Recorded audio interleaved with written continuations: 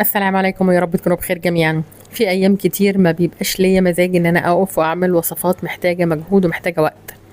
بعمل على طول الوصفه اللي حضراتكم شايفينها دي، جربتها وعجبتني جدا وقررت اشاركها معاكم. اكتر من 5 لتر من الصابون السائل، ولا هستخدم زيت ولا هستخدم صودا كاويه ولا كحول ولا بشر صابون غسيل ولا كل الكلام ده. بابسط واسهل طريقه وبالظبط كده في نص ساعه هكون مخلصاه ويمكن اقل كمان. لو أول مرة بتشوفوني، معاكم أميرة شعراوي من قناة ميرو شعراوي.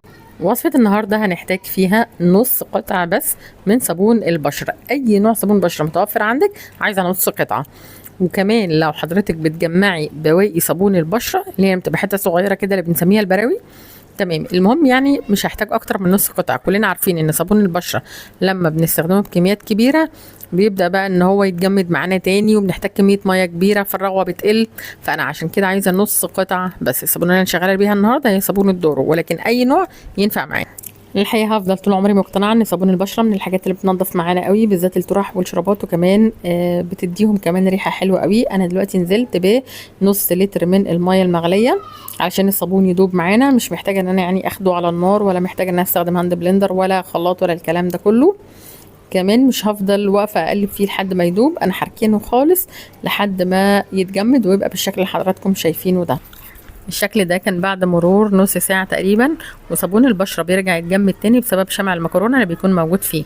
طبعا لما بنيجي نعمل كده في الصابون الصلب اللي احنا بنعمله في البيت من الزيت المستعمل، طبعا ما بيرجعش يتجمد تاني مهما حطينا كمية مية قليلة. ولكن صابون الصلب لما بنفكه بيتحول لمعجون، لكن ما بيرجعش يتجمد كده تاني. طب انا دلوقتي نزلت ب2 لتر من الميه، ميه عاديه جدا من الحنفيه، واخدتهم بقى في حله علشان هاخد كل الكلام ده وهروح بيه على نار هاديه. خدوا بالكم الصابون ده بيفور، فلو ما كنتيش واقفه قدامه هيفور منك على البوتاجاز.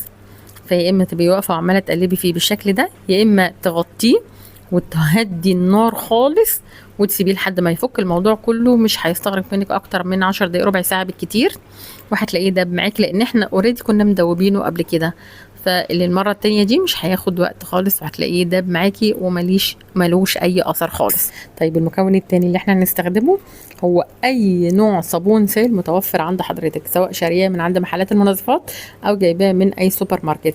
انا مش بشترط عليكي نوع غالي يعني، لا هو اي نوع. على فكره النوع ده كنت جايباه من محلات المنظفات وكان مركون عندي، كنت جايبه الكيلو منه تقريبا ب7 جنيه. فانا اخدت كوبايتين ونص. طب فريد جميل، عايزه اخد كوبايه واحده ما فيش مشكله، عايزه اخد كوبايتين ما فيش مشكله، عايزه اخد نص كيلو، عايزه احط كيلو كامل برضه ما فيش مشكله. في وصفات يا جماعه ما بنشترطش فيها لا كميه الميه ولا كميه الصابون زي الوصفه اللي حضراتكم شايفينها، بنسيب الموضوع لتقديرنا احنا. زي مثلا صابون الشركات البريل والفيبا والحاجات دي اللي بنستخدم جرامات معينه ومحسوبه، لا ده الوصفات اللي احنا بنمشي بيها حالنا دي كميه الميه وكميه الصابون اللي احنا بنحطها والحاجات دي بتبقى متروكه لتقديرنا احنا. طيب انا دلوقتي اخدت كوبايتين ونص من الصابون وهما اللي كانوا موجودين عندي.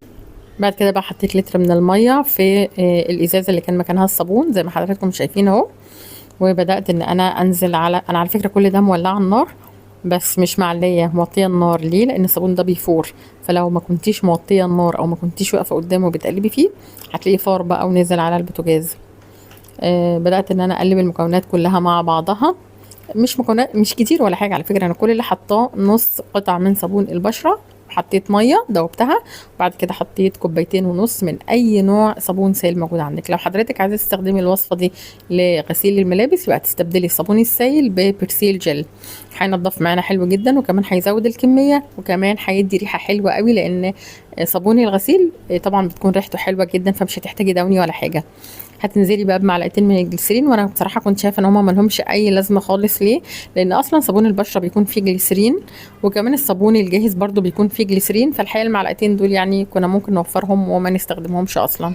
خلاص كده انا قلبت فيه شويه على النار. بعد كده بقى اللون اللي انا هحطه ده لون اختياري، مفيش اي مشاكل خالص احنا ما استخدمناهوش. ده لون مايكا ذهبي.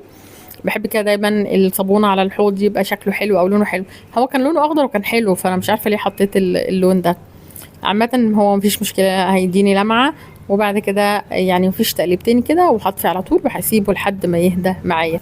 على فكرة الصابون ده ينفع استخدمه دلوقتي حالا، يعني بعد ما اطفي عليه اقدر استخدمه، مفيش داعي ان انا استنى عليه مثلا زي الصابون التاني.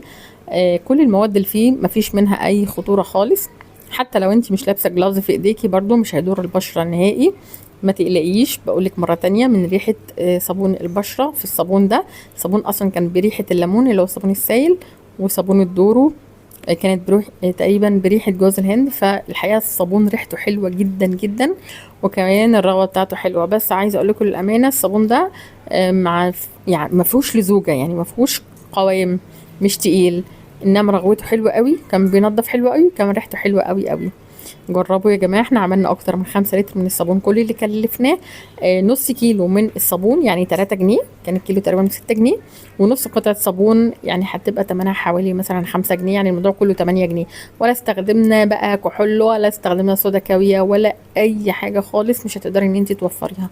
كلنا عندنا صابون سائل، وكلنا عندنا بواقي صابون بشره. حابه اقول لكم كمان ان انتوا لو شاريين ازازه صابون جاهزه، وحابه ان انت تضاعفي الكميه بتاعتها وتخليها مثلا بدل ما تقعد معاكي 10 ايام ولا حاجه ان هي تكمل معاكي بقيه الشهر، جربي الوصفه دي هتعجبك جدا جدا ومش مكلفه خالص. وخلصت الفيديو، يا ريت ما تنسوناش بدعوه حلوه وبحبكم في الله.